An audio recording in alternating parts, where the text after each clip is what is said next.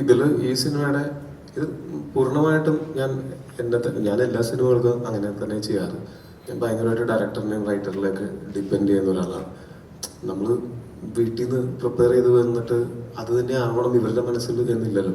അപ്പോൾ നമ്മുടെ പ്രിപ്പറേഷന് ഇവരുടെ സഹായം ഭയങ്കരമായിട്ട് ആവശ്യമുണ്ട്. അപ്പോൾ സ്ക്രിപ്റ്റ് എഴുതുന്ന സമയത്ത് തന്നെ അത്യാവശ്യം നല്ല റിസർച്ച് ചെയ്തിട്ട് തന്നെയാണ് സുരേഷ് ഏട്ടൻ അത് ചെയ്തിട്ടുള്ളത്.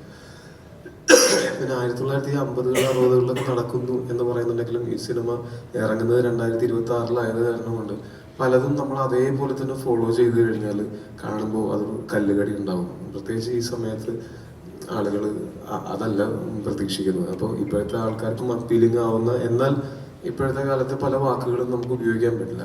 അപ്പോൾ അങ്ങനെ ഡയലോഗ് വരുമ്പോൾ എന്തെങ്കിലും സംശയം തോന്നിയാൽ തന്നെ ഉടനെ തന്നെ സുരേഷ് ഏട്ടൻ്റെ അടുത്താണ്. കാര്യം കൂട്ടത്തിൽ പ്രായമുള്ള ആൾ പുള്ളി ആയതുകൊണ്ട് ഇങ്ങനെ പഴയ വാക്കുകളെ പറ്റി ഞങ്ങളെക്കാൾ ധാരണ അദ്ദേഹത്തിനുണ്ടാവും എന്നുള്ളത് കൊണ്ടും മാത്രമല്ല പുള്ളി നല്ല വായനയും റിസർച്ചും ഒക്കെ ചെയ്തിട്ടുള്ള ആളാണ് എന്നുള്ളത് കൊണ്ടും അങ്ങനെയുള്ള വാക്കുകൾ പരമാവധി വരാതിരിക്കാനായിട്ട് നമ്മൾ ശ്രമിച്ചിട്ടുണ്ട്. എന്നാൽ നമ്മൾ ഈ 50s തന്നെ സംസാര രീതി നമ്മൾ ഇതിൽ ഉപയോഗിക്കാൻ ശ്രമിച്ചാൽ എന്തുണ്ടാവുമെന്ന് വെച്ചാൽ നമുക്ക് ഈ 75 വർഷത്തിന്റെ മാറ്റം എന്ന് പറഞ്ഞാൽ അതിഭയങ്കരമായിട്ടുള്ളൊരു മാറ്റമാണ്. ഭയങ്കരമായിട്ട് നാടകീയമായിട്ടൊക്കെ തോന്നിയേക്കാം ആ വാക്കുകൾ തന്നെ. ഇപ്പോൾ എനിക്ക് ഒരു പഴയ പുസ്തകത്തിൽ ഞാൻ വായിച്ചാണ്, നമ്മളിപ്പോൾ വളരെയധികം എന്ന് പറയുന്നത് പണ്ട് വളരെ ധാരാളം എന്ന് പറയുന്നൊരു യൂസേജ് ഉണ്ടായിരുന്നു.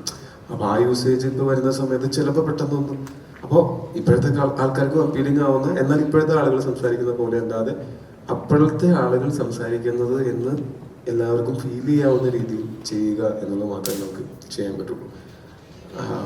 അപ്പോൾ അങ്ങനെയുള്ളൊരു എഫേർട്ട് തീർച്ചയായിട്ടും ഇവരുടെ ഭാഗത്ത് നിന്ന് ഓൾറെഡി ഉണ്ടായിട്ടുണ്ട്. സിനിമ ഷൂട്ട് ചെയ്യുന്ന സമയത്തും ത്രൂ ഔട്ട് എന്തെങ്കിലും ഡയലോഗിൽ മാറ്റം വന്നാലും അപ്പോഴും നമ്മൾ അതിനകത്തുള്ള ഓരോ വാക്കും പുതിയ വാക്കുകളാവാതിരിക്കാനായിട്ട് ശ്രമിച്ചിട്ടുണ്ട്.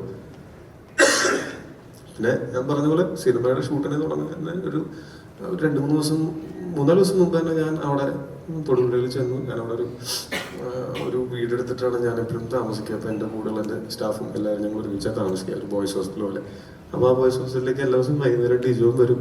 എന്നിട്ട് ഞങ്ങളിങ്ങനെ സ്ക്രിപ്റ്റ് വായിച്ചിരുന്ന് അപ്പം എനിക്കും ഡിജോയിൽ നിന്ന് വേണം ഒരു ക്ലാരിറ്റി കിട്ടാനായിട്ട്. എങ്ങനെയാണ് ഡിജോ ഞാനിത് പ്ലേ ചെയ്യണം എന്ന് ആഗ്രഹിക്കുന്നത്. അപ്പം ഞാൻ എങ്ങനെയാണ് ചെയ്യാൻ പോകുന്നത് എന്ന് പറയുന്നതിനേക്കാൾ എന്താണ് ഡിജോയ്ക്ക് വേണ്ടതെന്ന് ചോദിച്ച് മനസ്സിലാക്കി ഞങ്ങൾ രണ്ടുപേരും മാത്രമുള്ളൊരു സ്പേസ് ആയത് കാരണം കൊണ്ട് എനിക്ക് അഭിനയിച്ച് കാണിക്കാം. അങ്ങനെ ഞങ്ങൾ റൂമിൽ നിലത്തൊക്കെ ഇരുന്നിട്ടാണ് നമ്മൾ, അല്ലാതെ നമ്മൾ മൊത്തം ഈ സിനിമയുടെ സെറ്റപ്പിൽ അഭിനയിക്കുന്നല്ല പറയുന്നത്. ഇരുന്ന ഡയലോഗിന്റെ മോഡുലേഷനും ഒക്കെ ഞങ്ങൾ ചർച്ച ചെയ്ത് അത് വേണ്ട ഇത് മതി എന്നൊക്കെ പറഞ്ഞ് തീരുമാനിച്ചിട്ടാണ് നമ്മൾ ഇപ്പോൾ ഉള്ള ഒരു ഇതിലേക്ക് വന്നിരിക്കുന്നത്. പിന്നെ ഈ സിനിമയുടെ ഷൂട്ടിന്റെ സമയത്താണെങ്കിലും എനിക്ക് ചെയ്യാവുന്ന, ഞാൻ ഈ പടത്തിൽ അഭിനയിക്കുന്ന ഒരു നടൻ മാത്രമാണ്. അപ്പോൾ എനിക്കെന്ന് വെച്ചാൽ ഞാൻ ഇവരുടെ ഒരു ടൂളാണ്.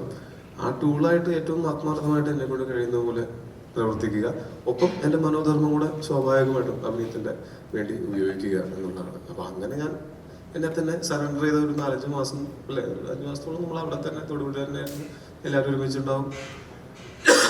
എല്ലാ ദിവസവും വൈകുന്നേരങ്ങളിൽ നമ്മൾ ചിലപ്പോൾ നമ്മളുടേതായിട്ടുള്ള സംസാരങ്ങളിലേക്ക് ഇടയ്ക്കാണ് നമ്മൾ നാളത്തെ സീൻ അപ്പോൾ ഇങ്ങനെ ആയിരിക്കില്ല അങ്ങനെ ആയിരിക്കില്ല അങ്ങനത്തെ ഒരു നമ്മുടെ കോൺവെർസേഷന്റെ ഭാഗമായിട്ട് അങ്ങനെയും നടക്കും. ഇതെല്ലാം ഈ ക്യാമറയുടെ മുന്നിൽ വന്ന് നിൽക്കുന്ന സമയത്ത് നമുക്ക് വളരെ ഹെൽപ്ഫുൾ ആവും. ഒന്ന് പ്രിപ്പയർ ചെയ്ത് പോയി കഴിഞ്ഞാൽ അതിന്റെ മുകളിൽ നമുക്ക് നമ്മുടെ സ്പോണ്ടേനിറ്റി ഉപയോഗിക്കാം, ഇംപ്രവൈസേഷൻ ചെയ്യാം. അങ്ങനെയുള്ളൊരു സ്പേസ് അവിടെ ഉണ്ടായിരുന്നു. അപ്പൊ ഞാൻ നന്നായിട്ടുണ്ടെങ്കിലും മോശമായിട്ടുണ്ടെങ്കിലും അതിന്റെ എല്ലാ ക്രെഡിറ്റും ഇവർക്ക് രണ്ടാൾക്കുമാണ്. അതുപോലെ സിനിമയും നന്നായിട്ടുണ്ടെങ്കിലും മോശമായിട്ടുണ്ടെങ്കിലും അത് ഇവർക്ക് രണ്ടുപേർക്കും ഉണ്ട് അതിന്റെ ക്രെഡിറ്റ്. നമ്മളൊക്കെ അതിനകത്ത് ടൂൾസ് മാത്രമാണ്. നന്നായിട്ടുണ്ട്, പേടിക്കണ്ട.